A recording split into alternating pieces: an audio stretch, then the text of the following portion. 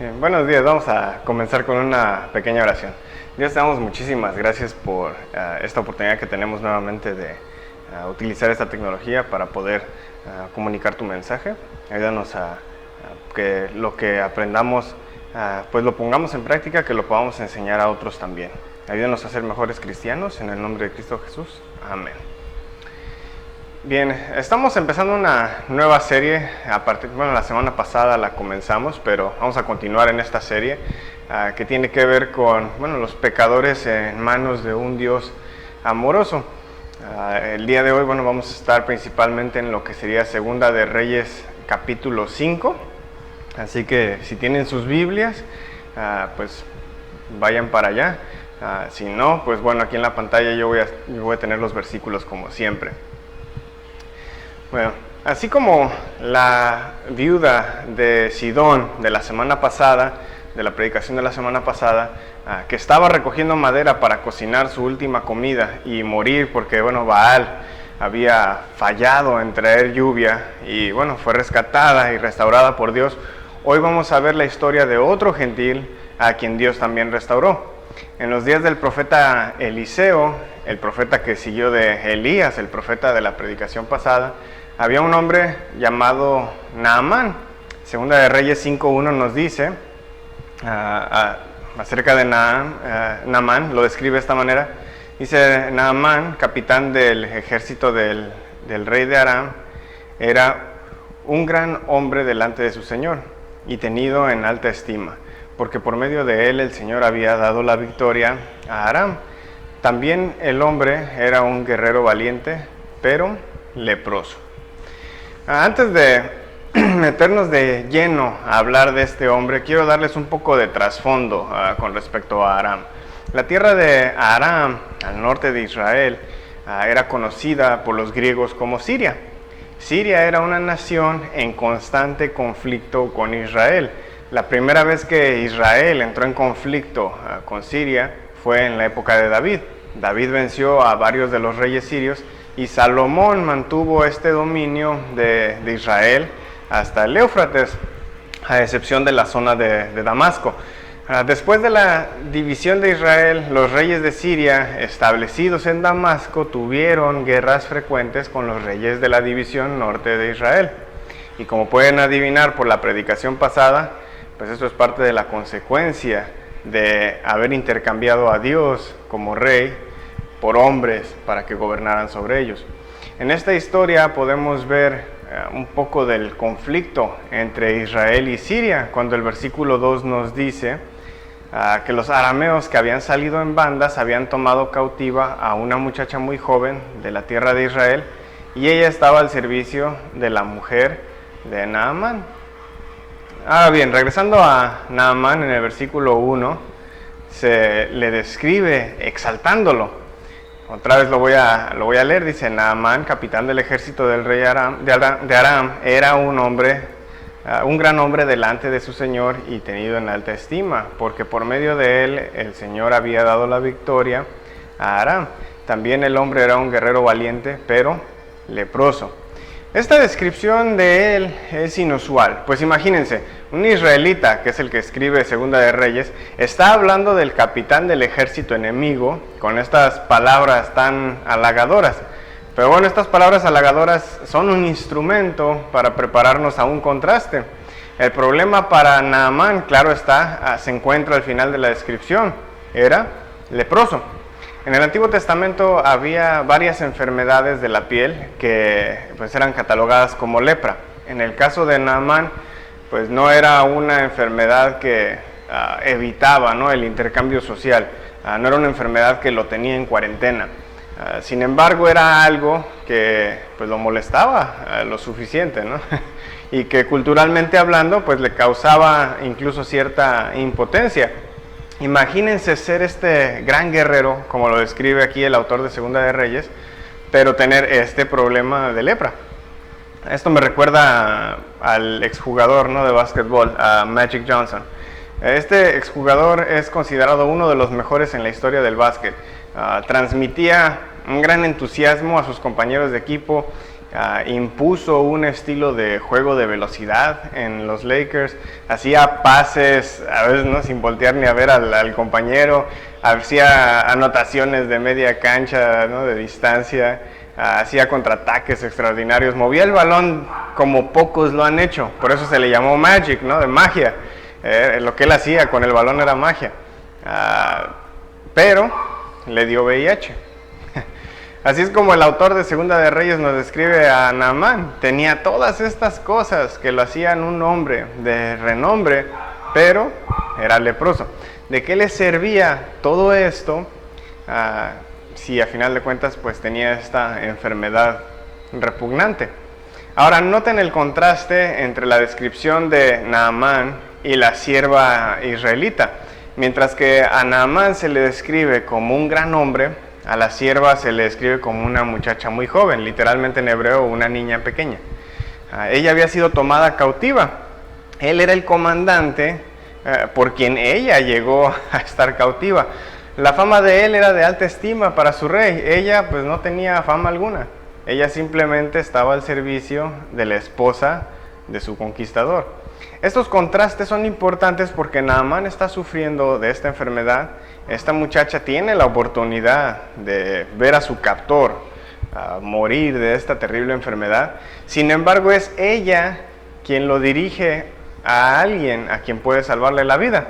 Nos dice ahí Segunda de Reyes 5:3, y ella dijo a su señora: si mi señor estuviera con el profeta que está en Samaria, él entonces lo curaría de su lepra. ¿Cuántos de nosotros seríamos como esta muchacha y salvaríamos a quien nos oprime? La descripción que vemos aquí es la de una pequeñita hebrea de un corazón enorme. Y esto no solamente es elogiable, es imitable, es de ejemplo para nosotros. Naamán reconoce que el poder y la gloria no pueden salvarlo de su problema, pero esta pequeñita le acaba de enseñar quién sí puede: Dios. El versículo que sigue dice: entonces Naamán fue y habló a su señor el rey diciéndole: esto y esto ha dicho la muchacha que es de la tierra de Israel. El rey entonces anima a Naamán a ir a buscar a este profeta que está en Samaria, pero no solo lo anima, sino que envía una carta al rey de Israel por medio de él, junto con 340 kilos de plata, 68.4 kilos de oro y 10 mudas de ropa. Naamán pues va a Israel, se presenta ante el rey y le entrega la carta del rey de Aram. Segunda de Reyes 5:7 dice: cuando el rey de Israel leyó la carta, rasgó sus vestidos y dijo: ¿acaso soy yo Dios para dar muerte y para dar vida? ¿Para que éste me mande a decir que cure a un hombre de su lepra?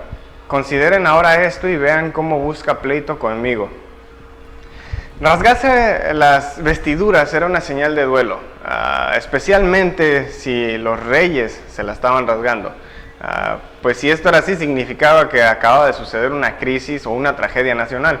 El rey de Israel, como lo indica aquí el texto, piensa que el rey de Aram está buscando pleito. Y por lo que nos indica el hecho de que Naamán tenía una sierva israelita, pues el último encuentro que tuvieron no acabó bien. Pero Eliseo el profeta interviene, dice el versículo 8. Al oír Eliseo, el hombre de Dios, que el rey de Israel había rasgado sus vestidos, envió aviso al rey diciéndole: ¿por qué ha rasgado sus vestidos? Que venga él a mí ahora y sabrá que hay profeta en Israel. Casi Eliseo dice: ¿por qué andas de dramático? O sea, enseñémosle quién es Dios. Eliseo tiene el concepto correcto. ¿Quieres no tener enemigos? Acércalos a Dios. Nos dicen los versículos que siguen ahí del 9 al 12. Vino pues Naamán con sus caballos y con su carro y se paró a la entrada de la casa de Eliseo. Y Eliseo les envió un mensajero diciendo: ve y lávate en el Jordán 7 veces y tu carne se restaurará y quedarás limpio. Pero Naamán se enojó y se fue diciendo: yo pensé, seguramente él vendrá a mí y se detendrá e invocará el nombre del Señor su Dios, moverá su mano sobre la parte enferma y curará la lepra. ¿No son el Habaná y el Farfar, ríos de Damasco, mejores que todas las aguas de Israel? ¿No pudiera yo lavarme en ellos y ser limpio? Y dio la vuelta y se fue enfurecido. Pongámonos unos momentos en los zapatos de Naamán para entender su enojo, o en sus huaraches probablemente. Primero, Naamán llega a casa del profeta y el profeta ni siquiera se digna a salir, sino que manda a un siervo. Naamán obviamente se siente humillado al ser igualado a un siervo. El profeta no se dignó salir. Dos, en lugar de enviarlos a ríos cristalinos de Siria, ¿no?, que eran incluso de orgullo nacional, lo manda al Jordán, que normalmente tiene un color oscuro porque corre entre barrancas lodosas. Si son de aquí de Manzanillo, hagan de cuenta que en lugar de mandarlo, no sé, al Salto, ¿no?, donde el agua se ve bonita, lo mandó al Mojo cuando llueve. Está todo lleno de moho.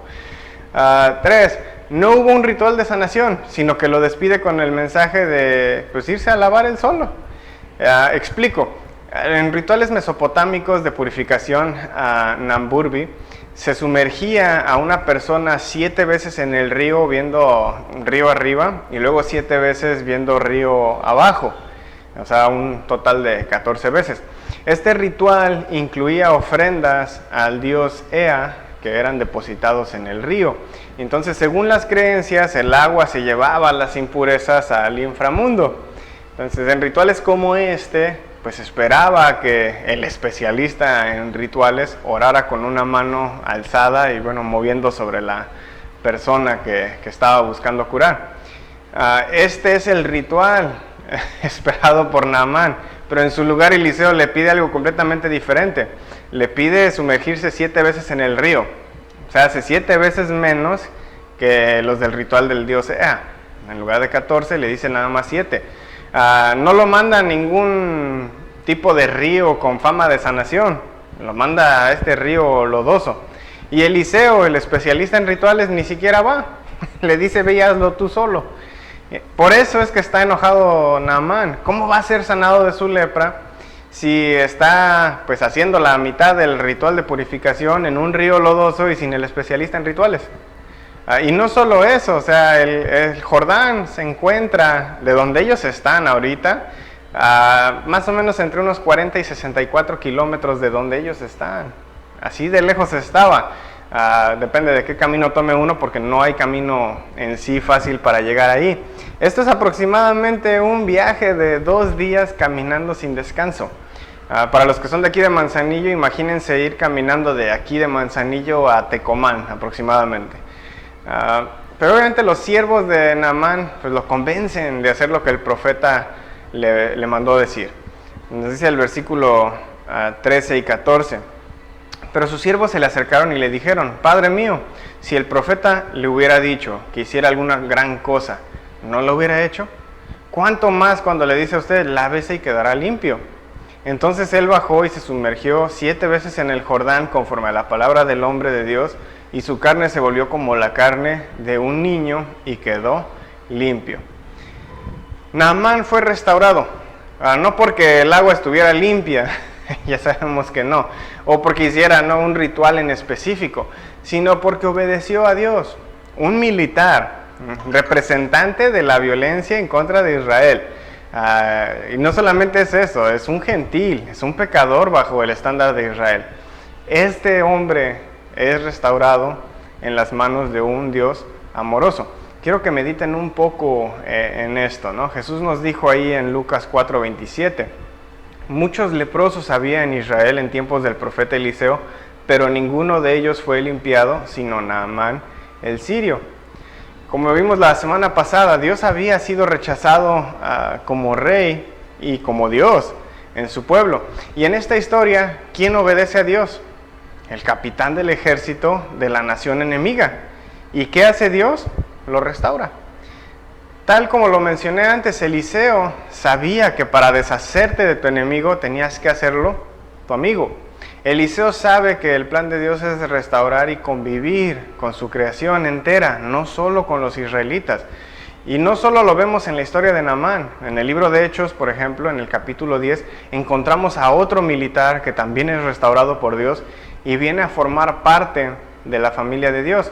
Hechos 10 nos narra cómo un centurión de la cohorte romana, llamado Cornelio, manda a buscar a Pedro. Pedro recibe esta visión que le indica que debe ir a casa de este militar gentil. Nuevamente encontramos a un representante de la violencia en contra de Israel, ahora por la nación opresora que era Roma, y es gentil, es un pecador. Pedro va y predica al hogar de Cornelio, y mientras lo hace, el Espíritu Santo desciende sobre ellos, y al ver Pedro esto, entiende pues que no puede negarle la salvación, la restauración a esta familia. Y dice, ahí en Hechos 10:47, ¿puede acaso alguien negar el agua para que sean bautizados estos que han recibido al Espíritu Santo lo mismo que nosotros? Judíos cristianos se enteran de esto y cuestionan a Pedro. Ahí en Hechos 11, versículo 3 dice, tú entraste en casa de incircuncisos y comiste con ellos. Reclaman por haber estado con gentiles. Pero cuando Pedro da su reporte de por qué bautizó a gentiles, los judíos cristianos entienden que la salvación pues es para todos también. Ahí en el versículo 18 del mismo capítulo dice, al oír esto se calmaron y glorificaron a Dios, diciendo, así que también a los gentiles ha concedido Dios el arrepentimiento que conduce a la vida. Como Naamán, en ocasiones esperamos a que Dios haga algo grande, algo espectacular en nosotros para satisfacer su voluntad. Pero si algo nos enseña esta historia es que el llamado de Dios es hacia una simple obediencia, como la de Cornelio. Hay cristianos que tal vez creen que orar pues es algo insignificante, o leer la Biblia, o demostrar bondad a otros, o bautizarnos, como Naamán y Cornelio. Pensamos, seguramente pues Dios requiere algo más, pero la realidad es que Dios solo quiere que hagamos lo que pide y ya. La Biblia nos indica que creamos en Dios, que nos arrepintamos, que lo confesemos como el único Señor de nuestras vidas, que nos bauticemos, que seamos fieles. Y hay muchos cristianos a veces debatiendo, ¿no?, si se es salvo por una cosa o se es salvo por la otra cosa. Y esto es enfocarse en un tema secundario. A algunos les puede parecer extraño que tener fe sea algo para salvación. Para otros puede parecerles extraño que el bautismo sea para salvación. Pero como dijeron los siervos de Naamán, ¿realmente cuesta tanto trabajo lavarnos y quedar limpios? ¿Cuesta trabajo entender eso? Si Dios lo pide, pues es para salvación, sea que creas que lo es o no. No pelees por temas secundarios, simplemente obedece a Dios, simplemente ve y hazlo. Él está buscando restaurarnos para convivir con nosotros. Vamos a ser como el rey de Israel, que dudaba de que alguien pudiera restaurar a Naamán. O vamos a ser como los judíos cristianos que al principio cuestionaron a Pedro porque estaba bautizando una familia gentil. Noten que estos que acabo de mencionar, que dudaban acerca del poder de Dios, son parte del pueblo de Dios. O vamos a ser como Naamán y Cornelio, que obedecieron y fueron restaurados. Al fin y al cabo, somos gentiles también nosotros, no somos judíos. Y también, no solo se trata de ser restaurados, sino de ser como Pedro y compartir esta restauración para otros. Entonces, tenemos pues, básicamente dos opciones. Ser quienes impidan la convivencia de Dios con su creación, ya sea nosotros negándonos a tener esa convivencia o negándosela a alguien más, o tenemos la mejor opción, que es dejarnos ser restaurados en manos de un Dios amoroso. ¿Cuál escogerías? Pues esa es tu decisión. Que Dios te bendiga.